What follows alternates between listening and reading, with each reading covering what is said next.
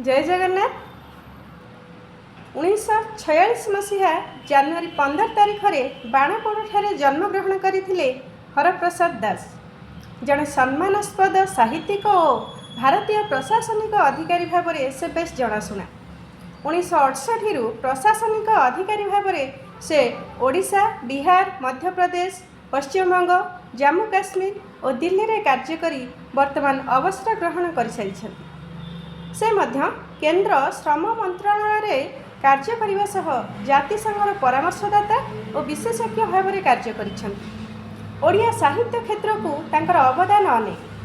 रवींद्रनाथ ठाकुर गीतांजलि और उमर खयाम रूपायतर ओडिया अनुवाद करछंती। श्रीमद् भगवद गीता को से ओडिया नवाक्षरी छंदरे रचना करछंती।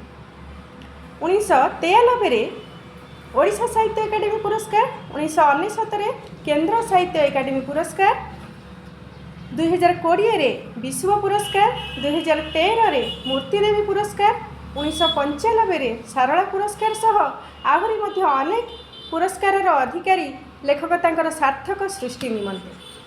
तेबे तांकर एक कविता निज दंशनर सेजरे निजे आसंतु एही कविताटी पाठ करिबा।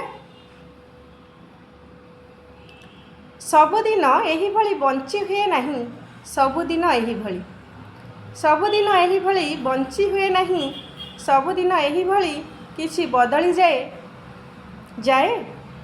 गत रात्रिर निआरे जली आज सकाळ सुवर्ण मोर सुवर्ण फल, किंतु फलरे विष, विषरे नहीं स्वाद केवल क्षुधार अवसाद।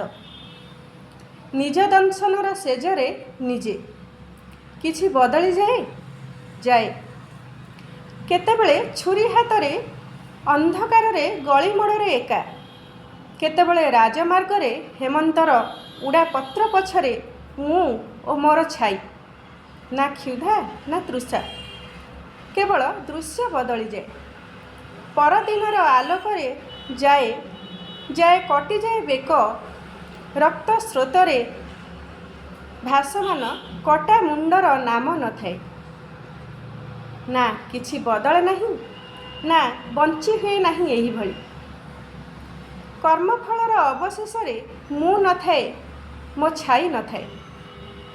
कृतकर्मर भंगा काचरे केवल रक्त टोपाए लागे जाए जाए, आउ सबु बदली जाए। मु गत बहु वर्षर योद्धा को पचारे, तापरे दिन दिन करी एकाठी करे मो जीवन। अवशेष जहा भविष्यत,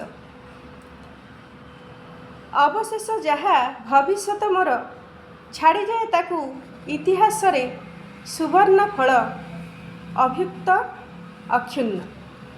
छाड़ी जाए ताकू इतिहास रे सुवर्ण फल अभुक्त अक्षुण्ण। धन्यवाद। भल लगी लाइक करेंगे, शेयर करेंगे, कमेंट बॉक्स रे मतामत देवे।